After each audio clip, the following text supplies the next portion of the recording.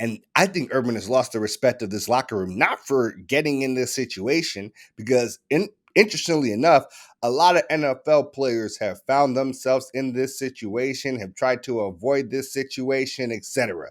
They get the situation, Urban Meyer.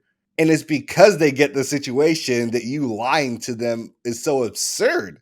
Thanks for watching. If you enjoyed this video, make sure to like and subscribe so you can see more of the Fly Route podcast. Also, I got to talk to you about my sponsors, Pick'em Wars. It's free to play. The link is in the description of this video. You just pick the winners of the NFL games on Sunday, and the players with the most correct picks get a share of a $500 prize. But Urban Meyer is again in hot water after, and might be the most interesting part of this issue, the most problematic part of this issue, and probably the least covered part of this issue, is that Urban Meyer, after going 0-4 and losing last Thursday's game to the Cincinnati Bengals, decided to not fly back with the team to go back to Jacksonville and instead stay in Ohio, go back down to his old stomping grounds in Ohio State, and get his party on.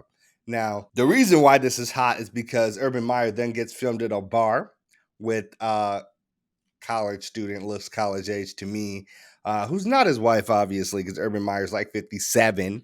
And of course, she's grinding on him, dancing around, and some genius journalistic mind decided to make sure that we got a second angle of this lap dance, if we want to call it that, where people see Urban kind of, and this is the weirdest part for me because it's not like homegirl's wearing a dress, so like Urban's actually sticking his fingers anywhere, which is very important here. But through homegirl's jeans, Urban Meyer decides to give her the old 2-finger poke where the sun don't shine, and I was shocked. Everybody was shocked. That was interesting to say the least. And if y'all have been paying attention to Urban Meyer, he basically has not been able to do anything right. He started off with hiring Chris Doyle, who came from Iowa State, who was fired for making racially insensitive remarks and just creating a unsuitable environment for the team members. Hires him as a strength and conditioning coach, creates a whole bunch of buzz and controversy. That guy has to step down. Urban Meyer then also gives Tebow a chance at the NFL, creates a whole nother distraction that lasts a very long time. Tebow never makes the team. And now Urban Meyer, if we were playing baseball, third time strike, you're out. But luckily, that's not what's going on here. He does this. And ESPN employees, particularly Dan Orlovsky and Marcus Spears, were very into the baseball analogy. They were like, guaranteed Urban Meyer has to go the Monday after this kind of popped. And I was a little shocked by that take. It was aggressive because Urban Meyer didn't do anything crazy.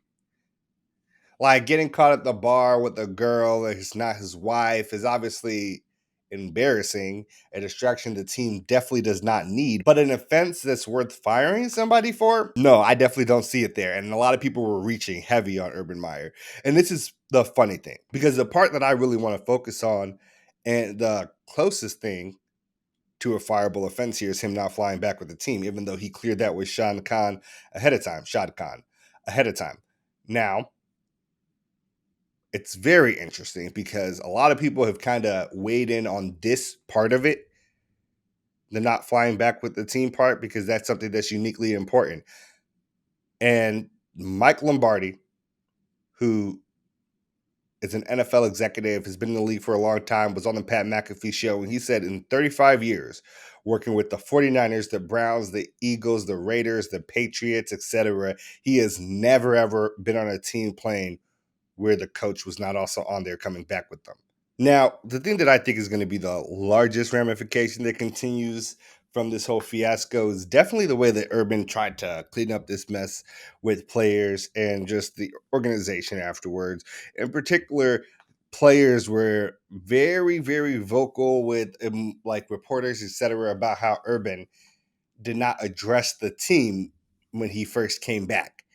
And that was a particularly interesting way to deal with this. Apparently, he canceled the team-wide meeting, and the players, which is very important here, felt that he was afraid to confront them own up to his mistakes, etc. Instead, he met with position groups individually and then just lied to their faces and was like, homegirl was just random and she was just dancing there and I got no idea what really happened.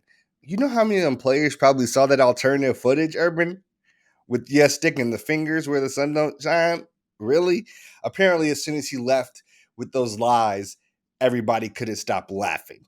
And this is going to be interesting because it's hard for a coach to kind of command respect, get guys to buy in when players can't trust them, players don't believe in them, and players don't respect them. And I think Urban has lost the respect of this locker room, not for getting in this situation, because interestingly enough, a lot of NFL players have found themselves in this situation, have tried to avoid this situation, etc. They get the situation, Urban Meyer. And it's because they get the situation that you lying to them is so absurd. It's like, really? And it's funny because he's also the person that always preaches for them to not be in those situations as a coach.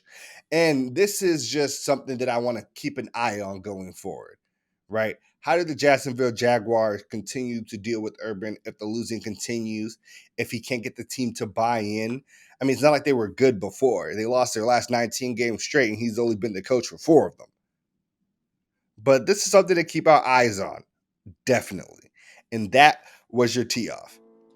Ooh, spill that tea, sis.